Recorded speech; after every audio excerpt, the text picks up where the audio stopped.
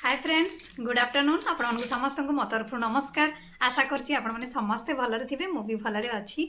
चलंतु video आरंभ करबा किंतु वीडियो आरंभ करबा पूर्व आपण मानको किछिटा त करिया पई पड़े जोटा कि आपण माने समस्ते जानि गलेनी। तथापि मु आउ थरे जणाई दोछि जदि आपण मानको भितर केही जदि आज मो चैनल ले नुआ थांती ताले प्लीज प्रथम चैनल टिक सब्सक्राइब कर दियंतु, पाखरे थिबा बेल आइकन को क्लिक करंतु जहा फଳରେ मो नवा नवा वीडियो रो नोटिफिकेशन आपण मानक पाखरे खूब शीघ्र पहुंची जिवो आ आपण माने मते टिके सपोर्ट करि परिबे आगु को जीवा पई। आ एते पर्यंत जो माने मते सपोर्ट करी आछन समान तो प्रथम मोर बहुत बहुत धन्यवाद। ताले चलंतु वीडियो आरंभ करबा। आज आसतु आम अदारे एमती गोटे जिनस बनइबा जहाँ कि आपण मैंने जदि सकाळ संध्या गोटे चामच लेखाएं खाती ताले आपणकर थंडा काश बा थंडा जनित जहाँ भी समस्या आपणकर से चुटकी चली जिवो। ताले चलंतु वीडियो आरंभ करबा। सेथिपई आमको दरकार अदा ता सहित किछि गुड़। ताले चलंतु आरंभ करबा। एबे आपण माने 150 ग्राम अदा नेबे। अदा को एबे भल भाबरे धोई दबा, ता सहित आमे चोपा छोड़े छोट छोट पीस करि नबा। अदा खाइबा द्वारा हजमकारी एंजाइम उत्पादन हुए जहाँ हजम प्रक्रिया रे उन्नति आनिबारे सहाय्य करिथाए। एबे त हमर अदा काटिबा सरी गलानी। एबे आमे एको ग्राइंडर जग रे दबा सबु गुडी को जोटा कि 150 ग्राम अदा को दे दबा। सेथिरे एबे आमे गोटे चामच भली पानी दबा। पानी बेसी देबेनी, अल्प पानी देई ताको ब्लेंड करनेबे। एई टाइप रो आपण माने करिवे, बेसी पानिया भी करिवेनी। एबे आपण माने कोन करिवे, गैस ऑन करिवे, पैन बसेबे, सेथिरे एबे गोटे चामच घियो देबे। घियो देई सारला परे गरम हैला परे आपण माने से अदा को जो पेस्ट करके रखिचंती सबु सेथिरे देई देबे। देई एकु एबे आपण माने कुक करिवे, किंतु एकु एमती अनबरत घांटू थुबे, जमा ताकू खाली छाड़बेनी नहले तळे लागी जिबार संभावना अछि। तेणु आपण माने जेमते सबुबेले चटुटा आपणकर चालुथिबो, घांटुथिबे। जेतेबेले 3 रु 4 मिनिट हे जिवो सेतेबेले आपण माने गैस ऑफ करिवे, किंतु एकु भल्ल भाबरे कुक करिवे नहले या आपणकर खराब हे जिबार संभावना अछि। तेणु आपण माने 3 रु 4 मिनिट भल्ल भाबरे कुक करिवे। एबे हमर 3 रु 4 मिनिट हे गलानी। आमे गैस रु ओल्हेइ नबा, आ गोटे पैन बसेबा। सेथिरे एबे आमे 200 ग्राम गुड़ दबा, 2 चामच पानी दबा।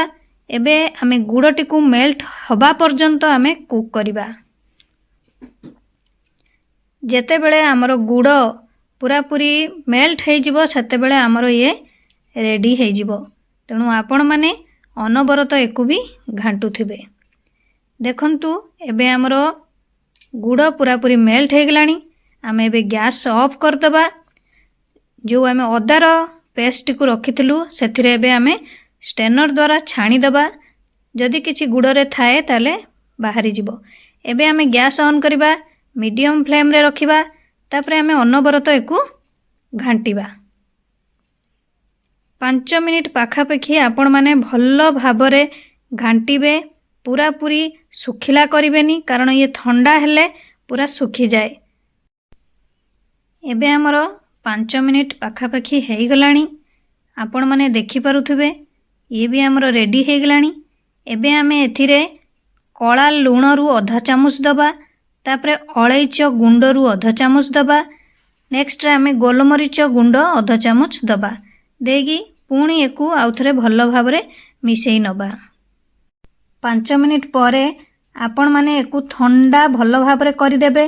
ठंडा हे सारला परे आपण माने गोटे एयर टाइट कंटेनर रे रखी खाइबे।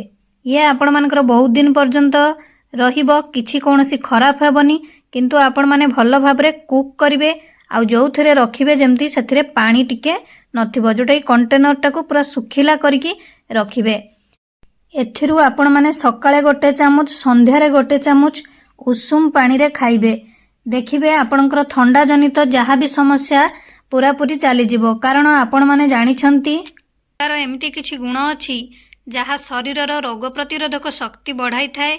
जेतेबेले रोग प्रतिरोधक शक्ति बढ़ाई थाए, ठंडा काश फ्लू एवं भाइराल भली रोग हेबार आशंका बहु परिमाण रे कमी जाए। ता सहित अदा कोलेस्ट्रोल स्तर को ह्रास करिथाए, उच्च रक्तचापर समस्या को ह्रास करिथाए एवं रक्त संचालन रे उन्नति आनिथाए। ता सहित हृदघात भली रोग हेबार आशंका मध्य कमेई थाए। ତେଣୁ ଆପଣମାନେ ଯଦି ପ୍ରତ୍ୟେକ ଦିନ ସକାଳ ସନ୍ଧ୍ୟାରେ ଗୋଟେ ଚାମଚ ଲେଖାଏଁ ଉଷୁମ ପାଣି ସହିତ ଏହି ଅଦାର ପେଷ୍ଟଟିକୁ, ଯେଉଁଟାକି ଅଦାର ହାଲୁଆ ବା ଅଦାର ମିଠା ଯାହା ବି ଆପଣମାନେ କୁହନ୍ତି, ଅଦାରେ ତିଆରି ହୋଇଥିବା ଆପଣଙ୍କର ଚ୍ୟବନପ୍ରାଶ ଯାହା ବି କୁହନ୍ତି, ଏକୁ ଯଦି ଆପଣମାନେ ଖାଆନ୍ତି ତାହେଲେ ଆପଣଙ୍କର ଥଣ୍ଡା ଜନିତ ଯେକୌଣସି ସମସ୍ୟା ଅଛି ସବୁ କିଛି ଭଲ ହେଇଯିବ। ଆପଣମାନେ ବହୁତ ମେଡ଼ିସିନ ତ ଖାଇଲେଣି ଆଣିକି ବାହାରୁ ଥଣ୍ଡା ପାଇଁ, ତେଣୁ ଆପଣମାନେ ଥରେ ଏହି ଜିନିଷଟିକୁ ବନାନ୍ତୁ ଘରେ, ସମସ୍ତଙ୍କୁ ଦିଅନ୍ତୁ, ଛୋଟରୁ ବଡ଼। ଯଦି ଛୋଟ ପିଲାଙ୍କୁ ଦେଉଛନ୍ତି ତାହେଲେ ଅଳ୍ପ କିଛି ଦେବେ, ଅଧା ଚାମଚରୁ କମ୍ ଦେବେ, ଆଉ ଯଦି ବଡ଼ ଅଛନ୍ତି ତ ଆପଣମାନେ ଗୋଟେ ଚାମଚ ନେବେ। କିନ୍ତୁ ଛୋଟରୁ ବଡ଼ ପର୍ଯ୍ୟନ୍ତ ସମସ୍ତେ ଖାଇପାରିବେ। ଖାଇଲେ ଆପଣଙ୍କର ଥଣ୍ଡା ଜନିତ ସମସ୍ୟା ପୁରାପୁରି ଚାଲିଯିବ। आशा करुच्ची आपको भिडियोटी भल लगी ମୁଁ ତାହେଲେ ରହୁଛି, ପୁଣି ଦେଖାବୁ ନେକ୍ସଟ ଭିडियोରେ। କିନ୍ତୁ ଆପଣମାନେ please like comment share subscribe କରିବା ପାଇଁ ଭୁଲିବେନି। ମୋତେ ତାହେଲେ ବିଦାୟ ଦିଅନ୍ତୁ। ନମସ୍କାର।